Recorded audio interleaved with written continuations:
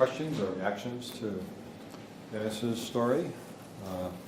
Yes, or Do you do any work at all with high school groups or with young people that don't know what they want to do with a career yet? They don't know where they want to go to college because they don't know what they want to study. They haven't figured those things out yet. Yeah, I haven't done much work with high school. Recent college graduates, people in their early 20s, I'm seeing a lot more of those kinds of folks come through. Many times they've gone to college and now they're out and the real world's a little disillusionment for them. I've seen several in the last few weeks, 2 or 3 young attorneys who spent 2 or 3 years being lawyers and then realizing, this is very different this time.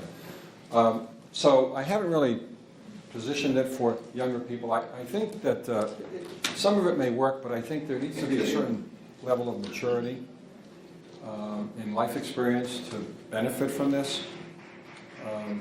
Although I can tell you, I have a really interesting youngster, 19-year-old kid that I worked with a year and a half ago. And just it had nothing to do with retention, but he was one of these kids from Old Orchard, grew up in a very dysfunctional family. Parents were divorced, mother wasn't very stable. He came in, he had lots of learning disabilities. He was a mess, okay? But he was just graduated that spring. And he came in and I said, I want to see your dossier.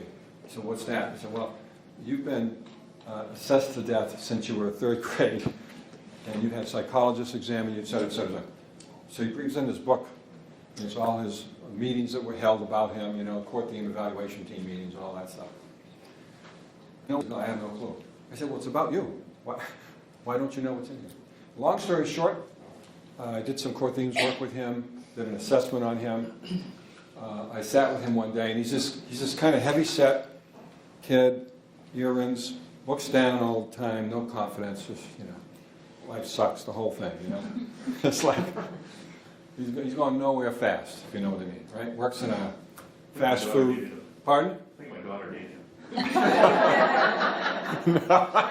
I don't know the way you describe your daughter. Low confidence, just, his whole life was ahead of him working in the clam shack, taking the smoke breaks as much as he could and doing a joint once in a while. Yeah, he was going nowhere fast, poor kid. Great kid, though.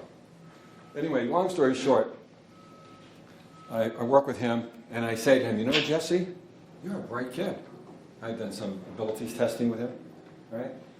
He could be one of your employees. I said, you're a bright kid. You have a lot of potential.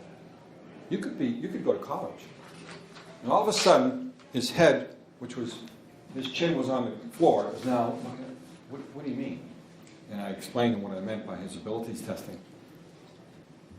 Didn't have the experience, doesn't have the maturity, but he has the ability.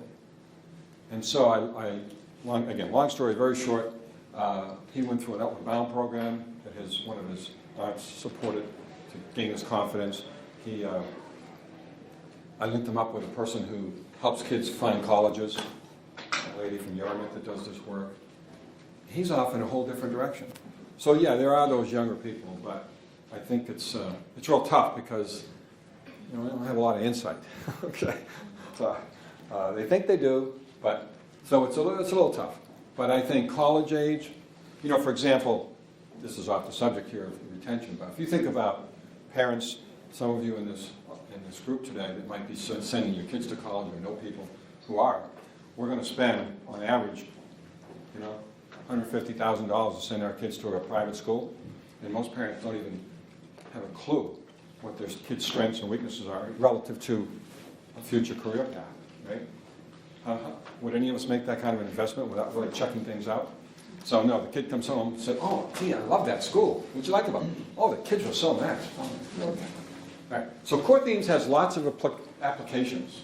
The one we talked about today is retention, because of the seriousness of helping people really find what they want to do in the context of their work and in their profession. Now, sometimes that means they will leave. There is that risk. There's no question about it. But what would you rather have, an employee who's psychologically checked out or an employee who's right there? And people will thank you if you help them get to that point of clarity, even if it means leaving or taking a demotion or moving somewhere else. they'll thank you. Life's too short. Let's do what we want to do, where we want to do it, and who we want to do it with. It's all about choice. And I know some of you say, he's full of it. No, it's all about choice. Think back over your lives. Every one of you, you're not here by accident. If you think you are, then you've given up responsibility, you've given up control. You're here because you made choices along the way. Maybe some good ones, maybe some not so good ones. Dennis decided to stay in the oil industry. Right? You made a choice about that. Even though you didn't make a lot of choices about getting in, your dad said and you were obligated morally. But after that, you made choices. Stay in an unhealthy relationship, you're responsible for that. Yeah, there's all kinds of clutter. See, how am I going to make a living? Da-da-da-da-da-da. If I leave, the kids are going to be upset. You make choices.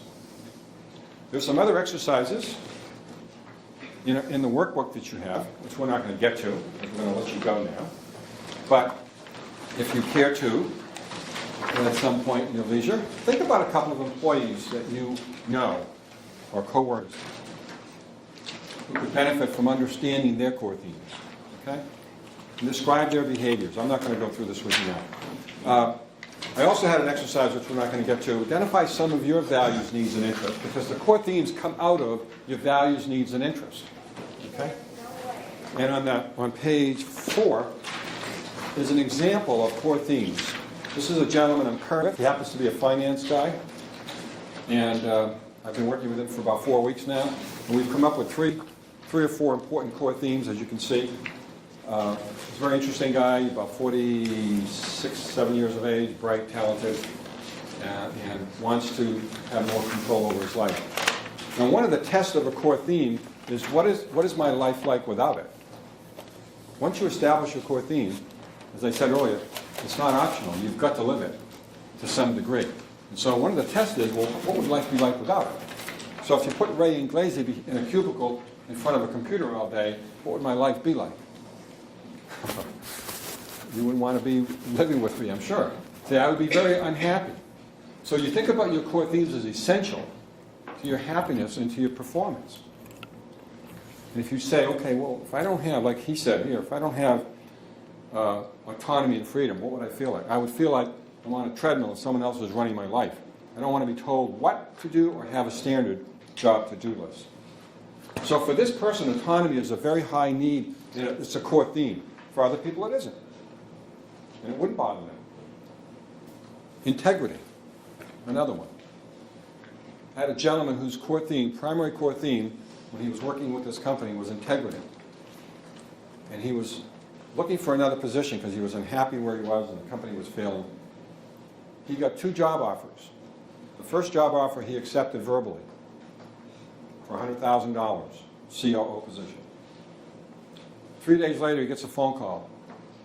There was another company offering him a job for $200,000. True story. So he called me up. He said, Ray, what do you think I ought to do? And I said to him, well, Bill, what's your core themes? What are your core themes? And one of his core themes, his primary one, as I said, was integrity. You know what that meant to him? He says something, keeps his word. He says he's going to do it, he's going to do it.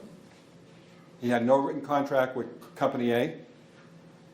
He could have gone and said, hey, I'm sorry, but I'm taking this other job. He had other things that could have gotten in the way, clutter.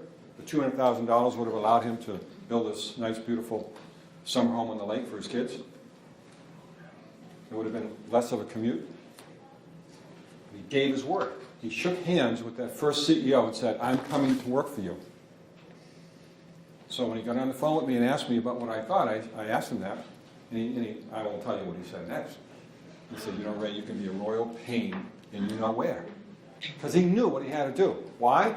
Because the months I worked with him on his core themes, integrity came through. Time and time again. That's what I mean by it's not optional. Now, if he had taken the first job, and I said this to him, if he had gone back on his word, I said to him, Tom, you got to come back to my office, and we got to take that off the list. Because you violated your own integrity. Not mine, yours. That's how powerful it is when you really know yourself and relative to your core teams. So, I'm going to let you all go because you have another speaker and you get lunch. And thank you very much. You guys want to say anything? Okay. Thank you very much. Appreciate it. Thank you. Thank you, guys.